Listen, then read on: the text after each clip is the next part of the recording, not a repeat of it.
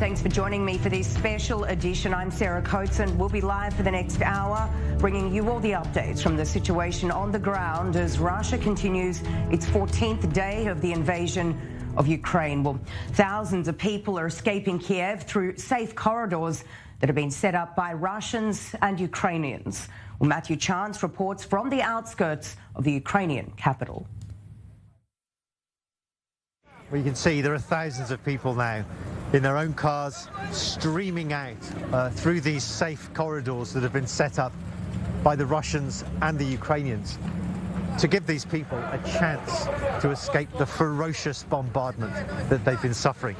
Some of the cars have got children written on them. There's one over here with the word Detti written on, and they've all filled with their own children, other people's children, children of neighbours that they've taken with them. Just anything they can do to get them out into the relative safety of Kiev and then onward, towards the west, many of them heading towards Poland, to the west of Ukraine. You can see here as well, there's been some effort set up as a sort of reception for the people, because a lot of the people we've spoken to inside these cars say that they've spent days without any proper food, without any water, without any light. It's been really, really difficult for them. And so, even though this isn't perfect, it is at least a chance for these people to save their own lives. Matthew Chance, CNN, on the outskirts of Kiev. All right, let's take you live to Kiev now, where we're joined by journalist Maria Pisarenko. Well, Maria, thank you for your time this evening. Firstly, look, run us through the latest developments from where you are over the last day.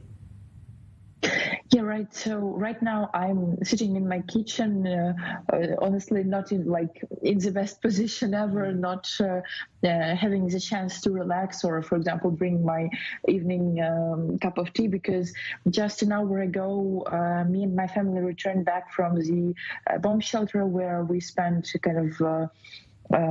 over an hour, because we had this already traditional evening air siren, air raid alarm, and when we hear this sound, we go down to the bomb shelter, spend their time until we get the notification from the city council service saying that okay, the air alarm is off, so you can return home. And over the recent 3 or I guess 4 days in Kyiv, it has been suspiciously quiet, so we do not hear the sounds of explosion or any sounds of bombing or shelling in the background as we used to do 5 or 6 days ago, since the first day of war. So everybody understands that this silence is really terrifying, because we understand that probably Russians are preparing something. They are building up their troops. They are getting ready for the new attack, because we see these pictures of outskirts of Kyiv, of suburban areas, which are Bucha, Irpin, Hostomel, and these places, which are 10 kilometers from Kyiv, a little bit more.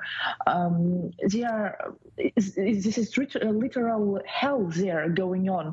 People are under Russian siege. People try to flee, and these corridors of evacuation are being bombed by Russians. And we have the reports and also see all over social media, just people begging to be rescued from there. They don't have food, they don't have water supplies, the connections are all off. I have some people I personally know living there, and I'm not in touch with them because of these problems of connection. And here in Kyiv, everybody living at a bit of ease during latest 3 days understands that this short period of silence is really going to be really short, and silence before the storm, because the capital, Kyiv, is the main aim of Russians, and everybody understands here this. And some people who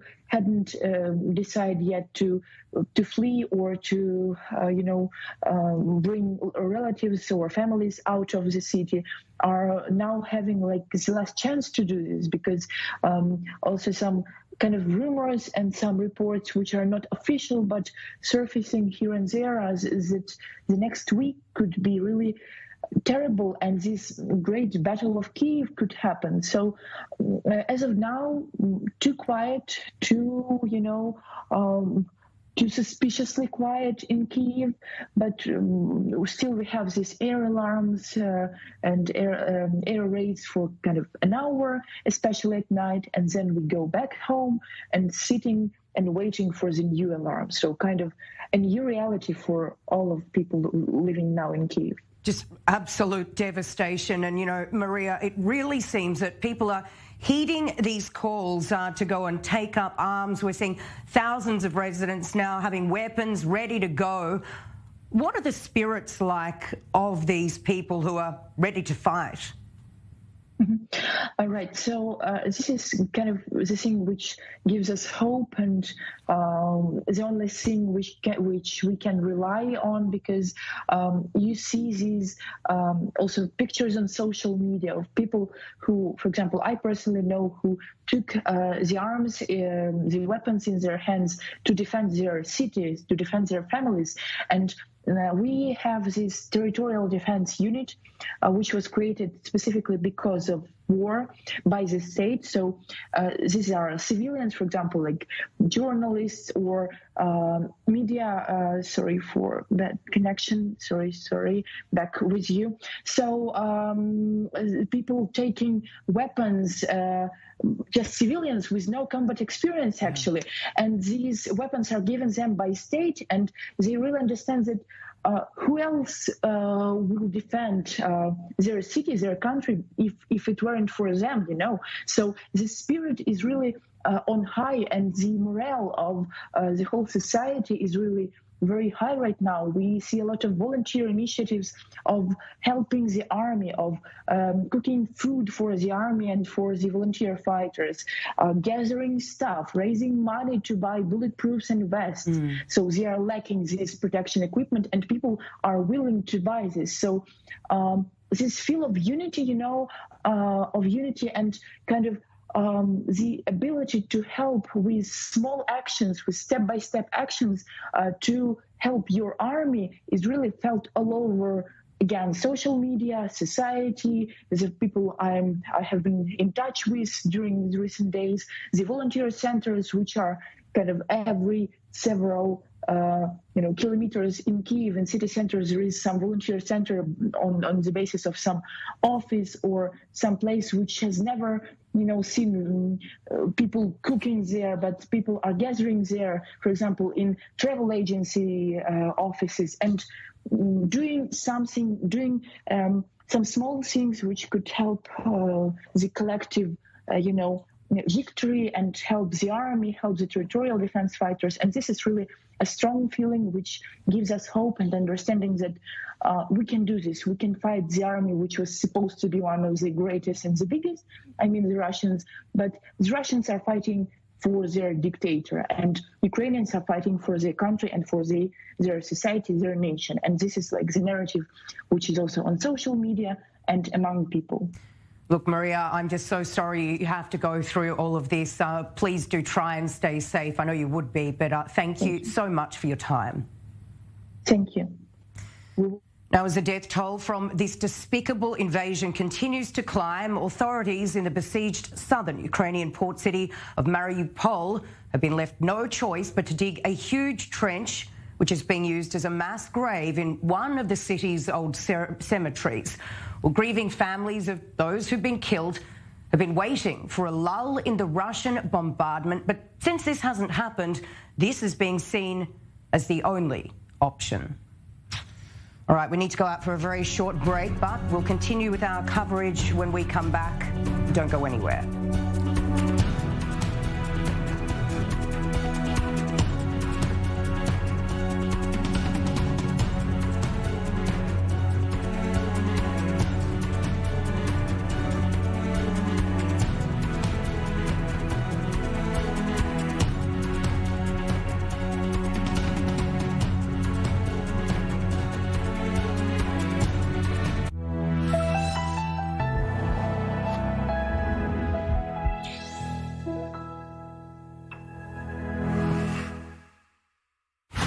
Breaking news again.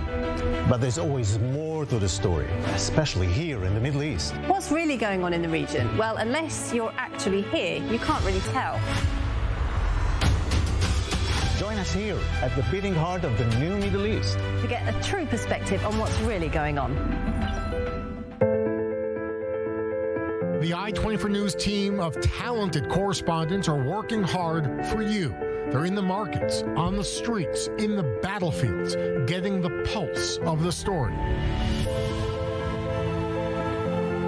Tune in for Beyond the Headlines to see how the top stories of the week are affecting real people. No commentary, no debate, just the best stories presented by our best journalists. Zoom in, past the sound bites and beyond the numbers. Zoom in, between the people and into the Middle East conflict. I'm Jeff Smith. Together, we'll zoom in Sunday through Thursday nights, only on I-24 News.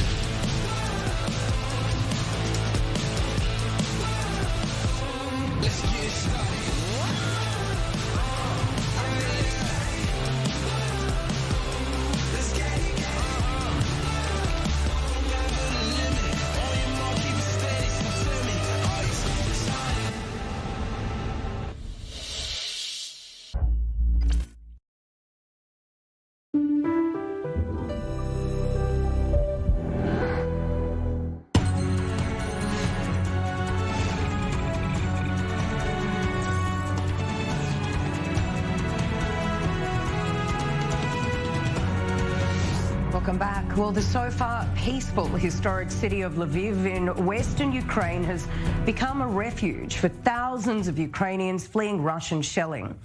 Well, many passed through on the way to neighbouring nations, but at least 200,000 have stayed. And the city's mayor is now pleading for outside help, saying the city is struggling to cope with the influx of new residents. Michael Holmes reports from Lviv. In one of the best-known theatres in Ukraine's cultural capital, Lviv, no audience to be entertained, rather families seeking shelter from war. We never imagined we would end up living in a theatre, Evgeny tells us. We never imagined leaving our home and fleeing our city. Tamila says she fled Kyiv 2 days ago to get her kids out of danger, leaving her mother and husband behind. Now she contemplates what's to come. We lived happy and we have plans for future, for vacations, for our babies, for studying of our babies, and it was a happy future. Throughout the Russian invasion of Ukraine, Lviv has been nervous but otherwise an oasis of relative quiet. And that's made this city a destination for those running from where the shells are falling. Most of them are moving on to the border, but more than 200,000 have decided to stay here. Lviv welcoming them, looking after them. But now the city's mayor says Lviv is full and we need help. This has put a lot of pressure on us and the infrastructure of Lviv. I would like to address international organizations asking for support. We need you now and we need you here. Andriy Sanovoy is pleading for tents, food, medical supplies. He says more than 400 cultural and educational facilities are being used to house the displaced. Here, a school, a place of learning in normal times, now a place of refuge for families not knowing their next move, other than it won't be going home. It is difficult to imagine how this craziness began. For the sake of what? For what reason are they killing people? What have we done to deserve this? Lviv, an historic city in need of help. The impact of this war being felt well away from the front lines. Michael Holmes, CNN, Lviv, Ukraine. Now, as the war rages on, so too does the dire humanitarian crisis, growing by the day as millions upon millions of people are fleeing the war-torn country of Ukraine, seeking safety and shelter, unsure of what their future holds. Right across Europe and in the UK, these people are being welcomed with this sentiment from the EU's president. We welcome with open arms those Ukrainians who have to flee from Putin's bombs, and I'm proud of the warm welcome that Europeans have given them. We're mobilizing every effort and every euro to support our eastern member states to host and take care of these refugees. And our UK correspondent Jonathan Sacerdoti joins us live from London. Look, Jonathan, good evening. We know the UK has been coming under fire for the visa process for these refugees. Hearing now 900 visas have been granted. What is Downing Street saying? Various charities have been critical of the government's record so far, as have been many MPs, actually, and worryingly for the government, that includes some Conservatives. So far, the Home Office has issued fewer than 1,000 visas for Ukrainians with relatives here in the UK. And we know there have been more than 22,000 applications. Overall, nearly 2.2 million people have fled Ukraine, according to the UN, and most are being taken in by neighbouring states. But some, of course, are wanting to come to the UK. Now, you can compare the UK figure with around 1,800 visas granted in Ireland and 30,000 in Germany and 500,000 in Poland. So that 900 odd here in the UK is really not looking good for the government. And the main complaint really is that they're taking too long and there's too much bureaucracy. But the Prime Minister says he wants to see all that change and have hundreds of thousands of visas granted. Yeah, and, let's compare England to Europe, which, countries are coming out on top in terms of welcoming these people. Who's doing the best there? Yes, well, as you say, I think that the comparison is an important one. Of course, there are people here in the UK who say that the situation isn't comparable because those countries neighbouring Ukraine are bound to have more people passing into them. And many of those people want to stay in countries near to their home country because they have really hopes that they will be able to go back there when the war is over. So to relocate as far afield as the UK is maybe not something that many of them want. But as I said, there's been that enormous number of applications for visas here, and really it's a question of the UK authorities and the Home Office being able to process them quickly enough. Because of the urgency of the situation, many people say that they shouldn't have to do all the bureaucracy before they arrive, as is normally the case. The UK says that it's because of security measures, and despite the war, they still want people to go to biometric registrations, which have to be done in person, giving fingerprints and attaching those to the file of each visa granted.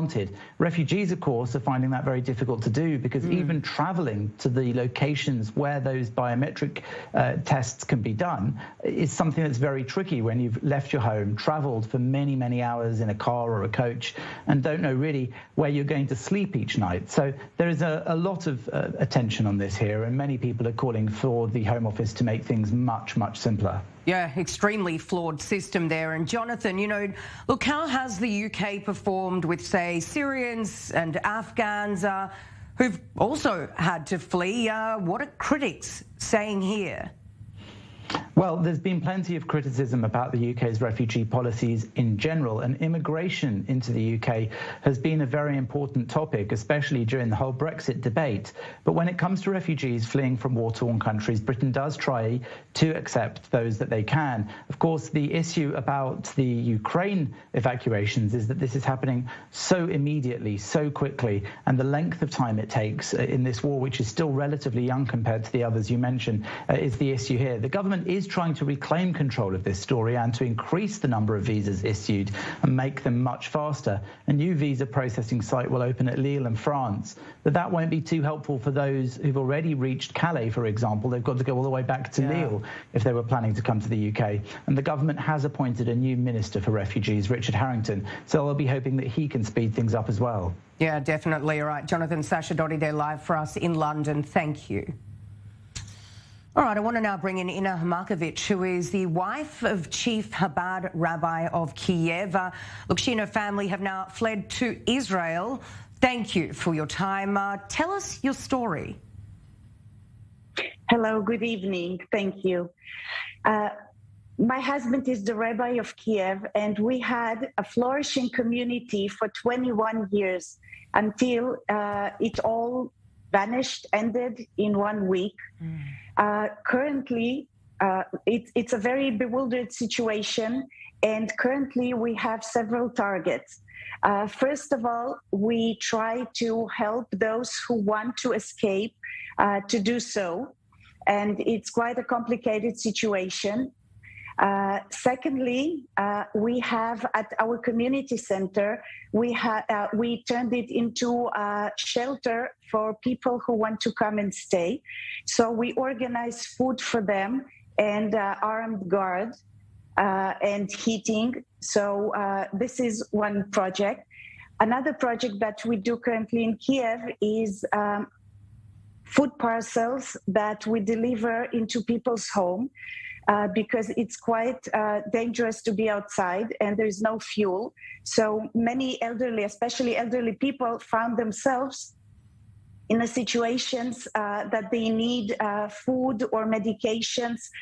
Today, for example, we received one of the requests was that an elderly person lost his hearing device and he was frightened because he was afraid he wouldn't hear the sirens. So we have people in Kiev that do that, find the medication or the item or the food that people ask and deliver it to them.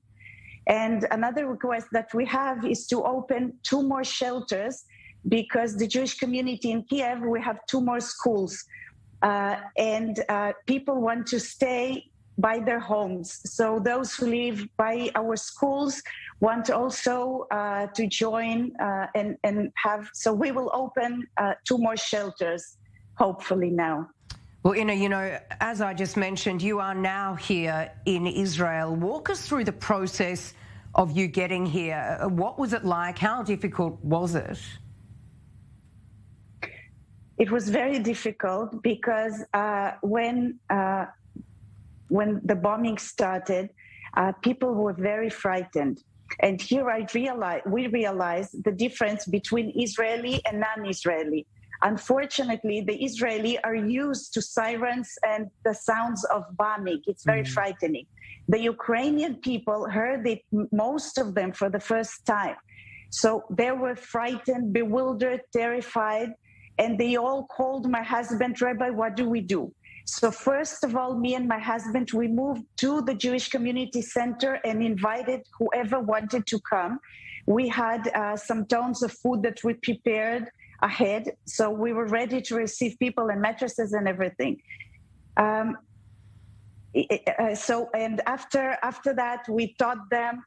There was no drill. Like in Israel, we have a drill that we have 30 seconds from the sirens. You have to do then that to stay at the shelter.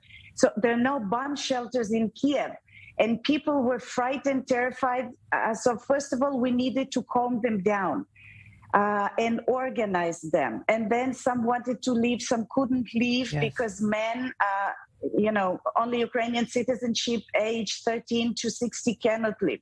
So now we work in 2 directions. First of all, to evacuate those who want and can't leave.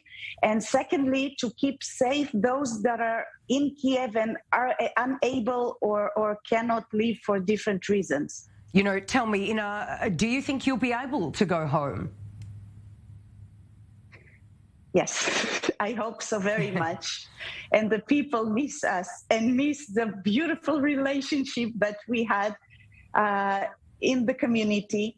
And actually, my husband is planning to travel in the next few days to Lviv to help with some organization issues to see that people who want to leave are okay and those who are stuck there, so they have shelter and food and they're covered and everything.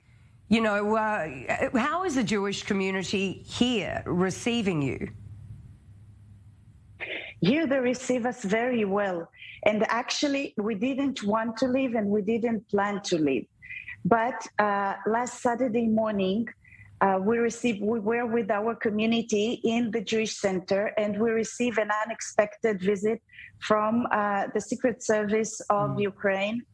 And they told my husband that they have information And they came, as he is a respectable person in Kiev, they came to tell him this in person.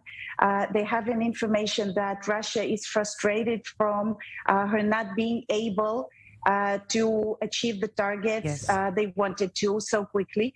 And they're going to escalate the war and bring Chechnya warriors into Kiev. And Chechen warriors are known as cruel and very anti-Semitic. So the Ukrainian Secret Service were afraid that my husband will be a target, and it's better for everyone that he leaves. You're totally right about that. Ina, look, I'd like to have some more time with you, but we do need to go out for a break. Really happy you got here safely, and thank you very much for your time this evening. Thank you very much. Pleasure.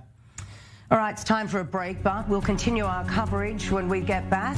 Don't go anywhere.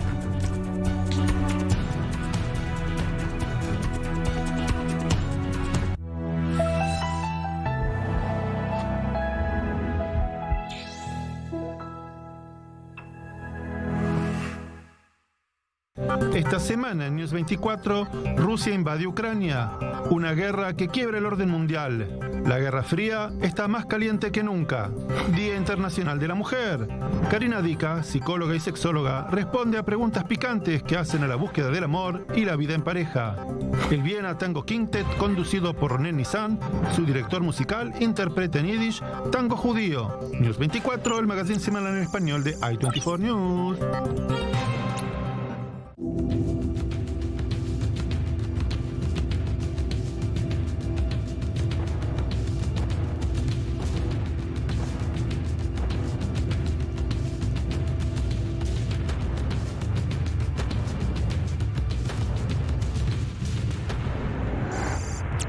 Discover i24 News Radio. Now you can listen to i24 News anywhere, anytime, for free. i24 News Radio is the audio live stream of the television network with world headlines every 30 minutes starting from 7 a.m. Tune in for top news, magazines editions while in the car, in your office. Join us from your smartphone, tablet, or desktop to stay connected in the Middle East and around the world. Don't wait any longer. Head to our website or mobile application and click on i24 News Radio to subscribe. Imagine being able to see into the future. What innovations will change the world as we know it? Join us as we meet the people changing our planet and discover the inventions shaping tomorrow. Israel Business Beat, Sundays and Wednesdays, 9:30 p.m. GMT.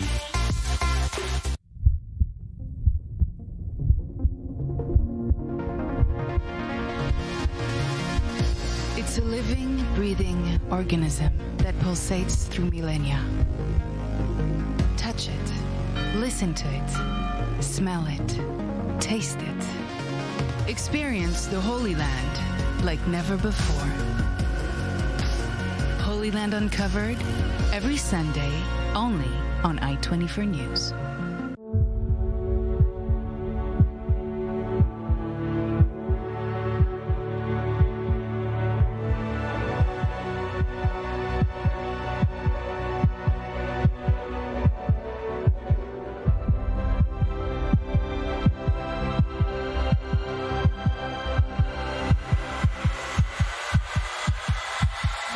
The heart of the new Middle East beats on i24 News.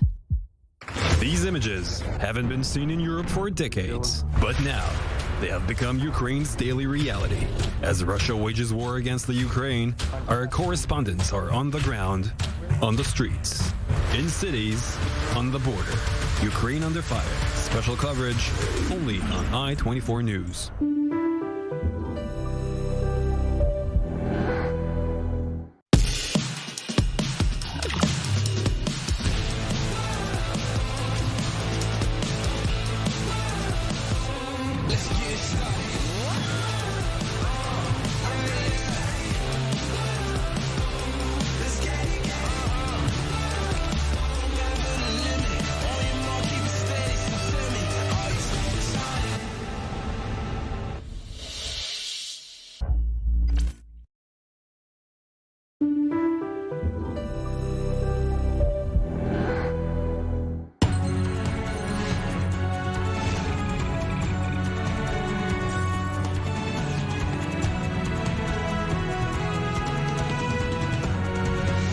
Welcome back. Now, if you've been asking yourself why the war in Ukraine matters to the Middle East, you now have an important answer. With the Russian oil on the outs in the US and Europe, both Iran and Saudi Arabia could fill the void. Senior international affairs correspondent Owen Alterman on the search for more in the Middle East and beyond. The next front of the war in Ukraine, the gasoline pump in Washington, D.C., where motorists have noticed prices are already up. And that's even before the impact of the latest move, a ban on U.S. imports of Russian oil. I think it's crazy expensive. It's getting even more expensive every day, especially for students. Across town, the rise in prices is leading U.S. President Joe Biden on a chase for more oil to replace, right now, at least part of what Russia had supplied. One option, lift sanctions on Venezuela and/or Iran, getting their oil back into international markets. To that end, talks on a new Iran nuclear deal are ongoing, and a U.S. delegation visited Venezuela last weekend. The purpose of the trip that was taken by administration officials was to discuss a range of issues, including certainly energy security. Lifting Venezuela or Iran sanctions is controversial. So a second option, pressure Saudi Arabia, the UAE, and Kuwait to up their oil production. The Saudis and Emiratis will not do so for free. They will want less criticism from Washington on human rights and more support in their war in Yemen. We have to keep in mind that we don't end up with a situation where we have another Hezbollah threatening the borders of Saudi Arabia. The race for oil brings the Ukraine war home to the Middle East, leading the U.S. to get on better terms with Iran and/or on better terms with Saudi Arabia and the UAE. It's no secret which one Israel wants. Jerusalem will be watching closely. All right, let's now bring in Dr. Michael Santo, who is a global economy expert, and also Maya Jacobs, who's the joint CEO at the Centre for Climate Restoration. Thank you both very much for your time this evening. Look, let's start with you, Dr. Santo. Out of these options that Owen mentioned there in that report we just saw, which is the most viable in your opinion?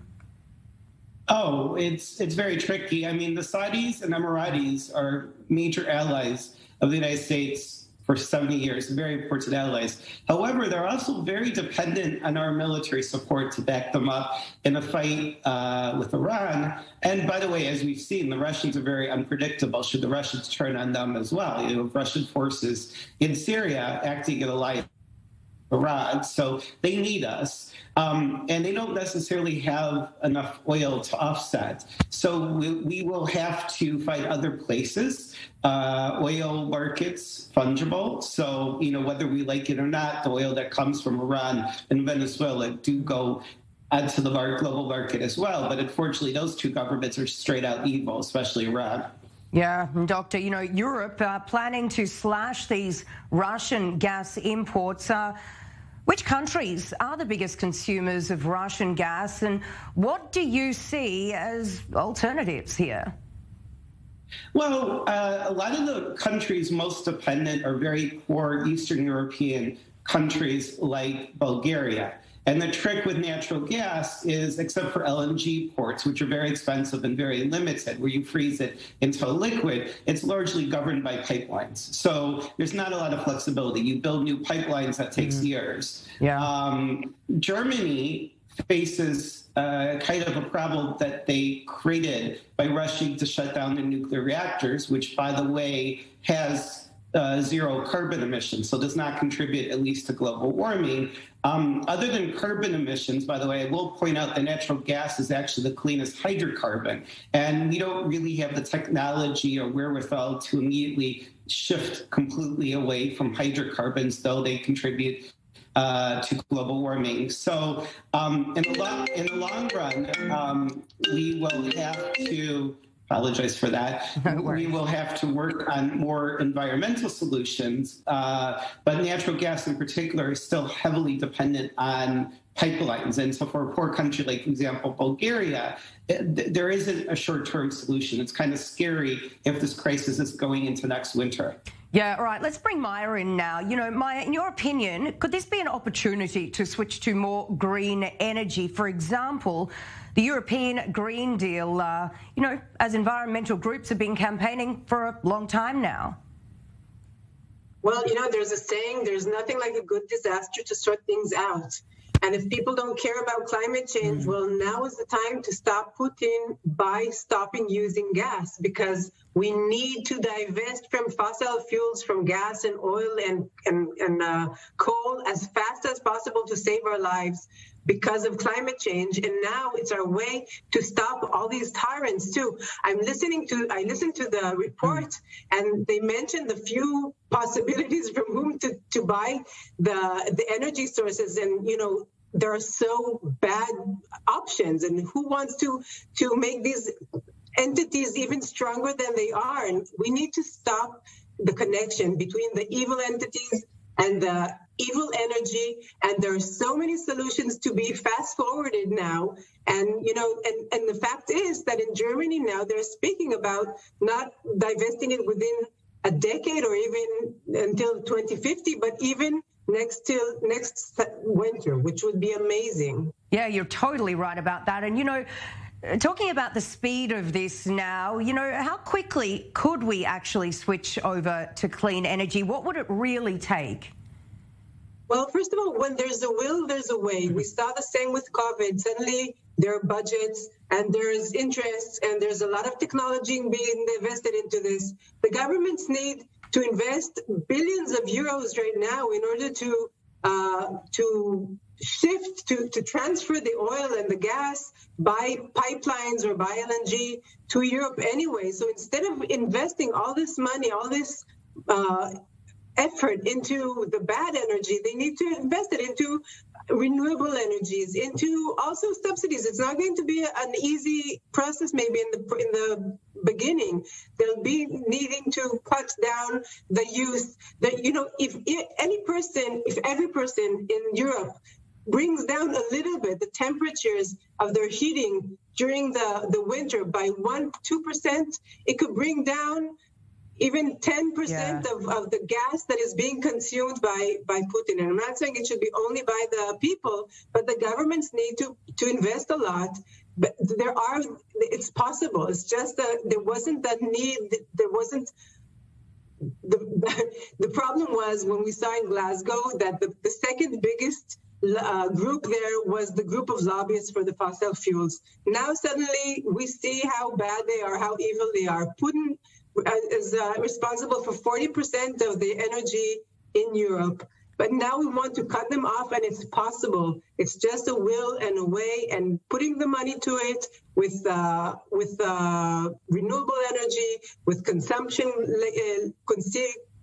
consuming less, and really bringing together many new renewable energy possibilities, like new panels and new wind turbines, you know, things that have already been invented. The problem was regulations and bureaucracy and governments, you know, putting various obstacles. They need to change the way they run the things, not the technology is already out there. Yeah, for sure. And, you know, Doctor, I'll come back to you fairly briefly. We've got less than a minute left. You know, in your opinion, how will all of this flow on to consumers? We're already hearing, you know, people are under immense pressure trying to pay for this.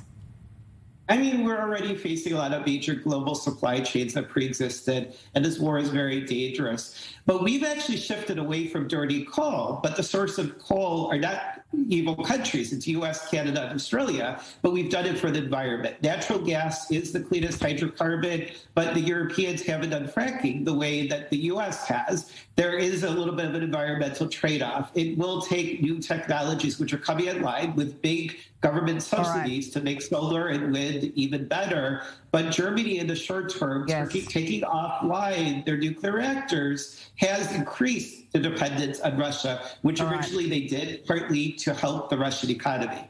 All right, Dr. Santo, Maya Jacobs, it's been a pleasure speaking to both of you. Some really good points there. Thank you for coming on. And we do need to take you out for a short break.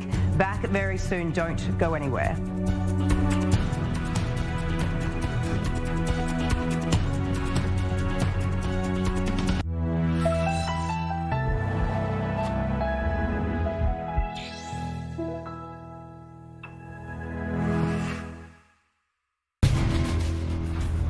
Strictly Security, your weekly look into security, intelligence, and strategic affairs. Our team brings the latest on the major international conflicts, analysis of the major security issues right here in the Middle East and around the globe. Join us for a close look at innovative military technology and get up to speed with what's happening in cyberspace.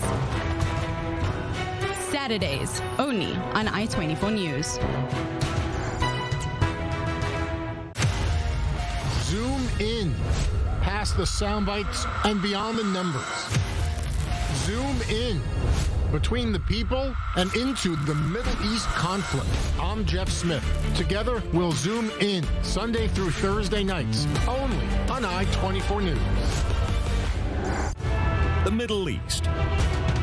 i24 News is a witness. Our journalists live and breathe there every day. Get all the latest global news from our studios in Tel Aviv, New York, Washington, and Paris. Anytime, anywhere. Download the i24 News app, available on Roku, Amazon Fire, Apple, and Google stores. i24 News, see beyond.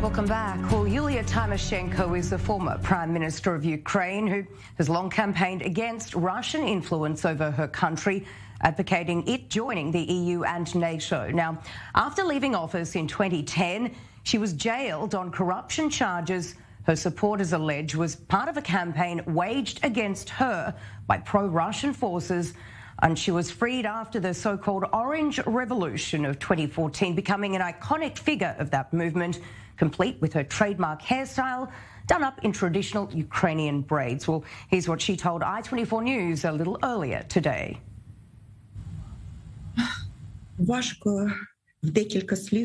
It is difficult in a few words to say what is happening in Ukraine. Ukraine is in the heart of the fire. Our families, our children, under the attack of a Russian Federation. There are many tragedies and deaths here. Occupied territories, children shot, houses burned, hospitals, kindergartens, and schools destroyed. There are already enough cities destroyed, like Kharkiv and Mariupol. No one could have imagined that in the 21st century, in a peaceful, prosperous, and European country like Ukraine, there would be such a hell. It is impossible to describe in words. As of today, 52 children have been killed here, who had already done no wrong to anyone. The whole country is in a state of emergency. We are bombarded with missiles non-stop. We take care of getting children out of the hospitals, and in recent days, a missile hit one of these hospitals. Tell me, how can such a thing happen in a civilized world? There are now families with babies who are blocked and left in cities in the Kiev region, and other cities that are besieged and left without electricity and water. There are children who are dying from hunger and from lack of water. Can it happen now in Ukraine and in the world? No. The situation is now a challenge for every human being in the world who has a heart and who understands that if we miss it now and do not defend and preserve Ukraine, It means that humanity is incapable of resisting absolute evil. This is a very difficult situation. Therefore, we thank all countries that support Ukraine today. We also thank Israel that your Prime Minister started a dialogue with the President of Russia. Of course, it is too early to talk about any results, but we now need the unity of the world, all the good people and all the peoples who are interested in world peace, quiet, and democracy.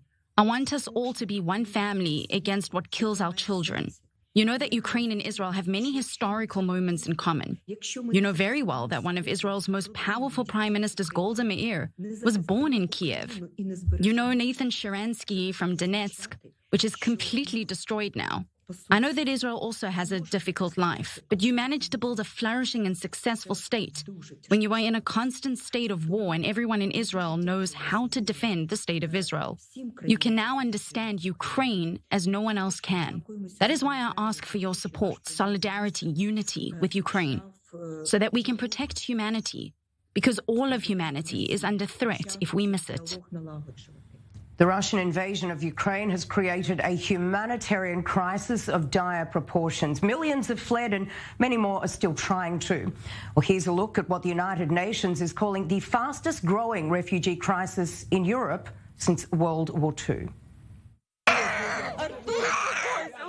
2 million. That's currently how many people have fled Ukraine since Russia invaded less than 2 weeks ago. And in what has been called a, quote, dark historical first by the United Nations, more than 1 million of them are Ukrainian youth.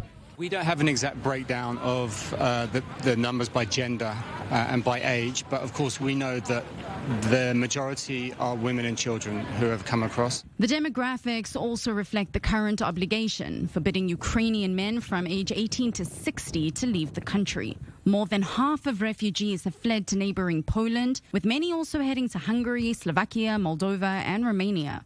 The United Nations says that some 210,000 refugees have fled even further west to other European countries. But it's the unprecedented number of children that is causing grave concern in the European Union. There's a huge risk of unaccompanied children being victims of trafficking. There is a risk of criminals, try to use children, try to have false documents to get them into the European Union with the purpose of selling these children, of trafficking. But the journey out of Ukraine is equally concerning. Land and sea crossings are packed, flights are extremely limited and dangerous.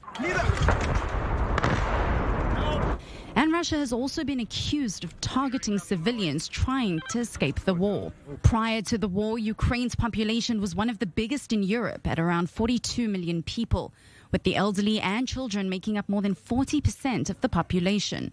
More than 50 children have been killed in the Russian invasion. If war stops, I really want to go home because they're my friends, they're beautiful parks, supermarkets, centers, and playgrounds behind my house.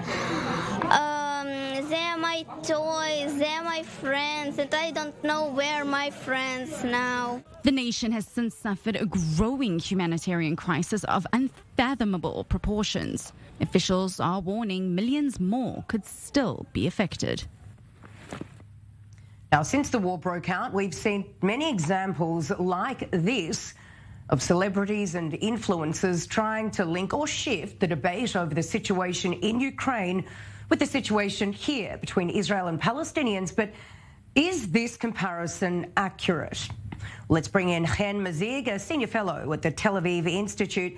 Chen, thank you so much for your time this evening. I understand you're coming to us live from London. Look, we're seeing many social media celebs posting online, attempting to draw comparisons, as I just mentioned there. How accurate is this? It's completely inaccurate. And I mean, the fact that we are taking a conflict, a war by an imperial force that is attacking Russia, that is attacking Ukraine with there wasn't any provocation on the side of Ukraine. The conversation is if Ukraine will join NATO, I mean, those are the issues that they are dealing with. Ukraine did not launch rockets over to Russia. And in general, there's no reason to make this conflict about anything else other than Ukrainian people. Ukrainian citizens should be centered. And the fact that this is being appropriated and tokenized and taken by other causes like the Palestinian cause that you've mentioned is really this. It's really heartbreaking, and I think this is something that we should all resist. Also, from our side, I mean, it's I don't think that there is any similarity in any way to the Israeli-Palestinian conflict. Yeah, talking of that last escalation, last May, all of these so-called influencers weighing in, people jumping on the bandwagon. They're not really informed on the situation. How damaging is this? They're not informed, and it is damaging because one of the tools that kids and young people consume news today is not from the New York Times, it's not from news outlets, it's from social media. And we're seeing growing numbers of young people consuming everything they know about the world from social media, from people like Bella Hadid and Gigi Hadid that posted about comparing Ukraine to Palestine. And as I said, it has nothing to do with this conflict. And besides, I mean, the president of Ukraine, a Jewish man, said that if anything, he finds that Israel's story inspires him because it's a story of people reclaiming their homeland and their nation state and rebuilding their motherland, and he feels very connected to it. And we've seen several other examples of Ukrainians feeling connected to Israel. So it's not the same, but the fact that it's being appropriated this way is affecting many people. And we all know that there's two sides in this story. I think a lot of us know that there are two sides in the story, one of the oppressor and one of the oppressed. And it's definitely that Ukraine is now under attack from Russia, and to associate Palestine to it is to just diverting the attention and making it about Israel again, and bashing Israel, unfortunately. And it's and we are going to be the ones that are paying the price for it. And Chen, what do you have to say to these so-called influencers, these celebs, these models posting about all of this? What do you want to tell them? I think that it's time to stop the polarization and stop saying things online that are going to make you feel good but not going to contribute to anything. If what you're doing is just pushing people away from each other. If you want to bring peace to Israel and Palestine, you need to bring people together and to say these things. A famous rabbi said that with great power comes great responsibility, and because you have so much power in your hands on Instagram and on Twitter and on Facebook, you have to be very careful with it, because what you're going to end up doing is harming the Jewish community, and that's what we've seen in May. That's what we're going to continue seeing if that type of rhetoric is going to prevail social media. Totally right. Chen Mazig there. It's been a pleasure. Have a great evening, and thank you very much for your time. Thank you. Now, for Ukrainians, symbols first seen on military vehicles massing alongside their borders have now become a symbol of the enemy. But the Zs and Vs accompanying Russian forces in Ukraine have also been adopted inside Russia to symbolize support for the war and their fighters. Mary McAuliffe breaks down the mystery of what the Z really means. Weeks ago, as tensions were mounting over fears of an all-out war between Russia and Ukraine, an ominous theory emerged. As social media investigators began to notice a trend, Latin letters splashed across Russian tanks, weapons, supply vehicles, and fuel trucks massing along the Ukrainian borders. Those theories later became confirmed by Russia's invasion. The symbol Z, and sometimes V, seen everywhere Russian forces are present in Ukraine. But the question remains, what exactly do the symbols stand for? Some speculators claim it stands for the Russian phrase for victory, or the Russian words for peace, or protection. Another frequently floated explanation alleges the different markers are used to distinguish the different Russian forces, a claim repeated by the Ukrainian armed forces. With a Z denoting forces from the Eastern Military District, a Z inside of a square representing Russian forces from Crimea, and a V to mark Russian Marines. Others suggest the Z stands for Zapad, Russian for West, while V stands for East or Vostok. More cryptic interpretations claim the Z stands for Russia's target number 1. Ukrainian President Volodymyr Zelensky. Whatever the symbol truly means, for Ukrainians, it's simple. the enemy, the occupier. But in Russia, it's becoming a rallying cry.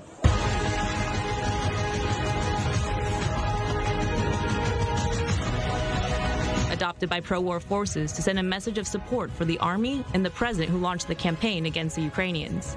For victory, for freedom. The Z has been seen popping up on Russian cars, even the vehicles of some businesses, like this funeral service van. The Russian military has even published the symbol in pro-war propaganda to promote Moscow's claim that it's working to denazify and demilitarize Ukraine, as well as politicians, including convicted Russian agent in the U.S. turned Russian parliament member Maria Butina. In this propaganda video, pro-war activists donning shirts that read, "We will not leave our people behind." Это город-герой Ленинград. Город, который не покорился и победил. Город, которому не стыдно. In Doha, a Russian gymnast is now facing disciplinary action after donning the Z on the podium next to a Ukrainian gymnast at a World Cup event. Even the youngest Russians have appeared in seemingly staged photos, like this one taken of terminally ill children outside of a youth hospice. The symbol's also been used abroad by Russian allies supporting the war, like in Beijing and Kazakhstan. Kyrgyzstan has moved to fine drivers who put the Z on their cars.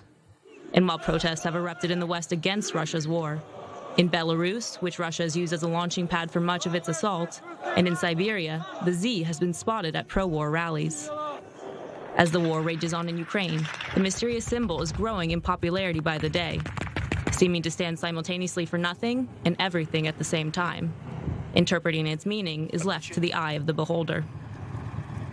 And that's all for our coverage this evening, but our team here at I24 News is continuing to bring you all the latest on the Russia-Ukraine situation, so do stay tuned. We'll be seeing you again tomorrow, but for now, good night.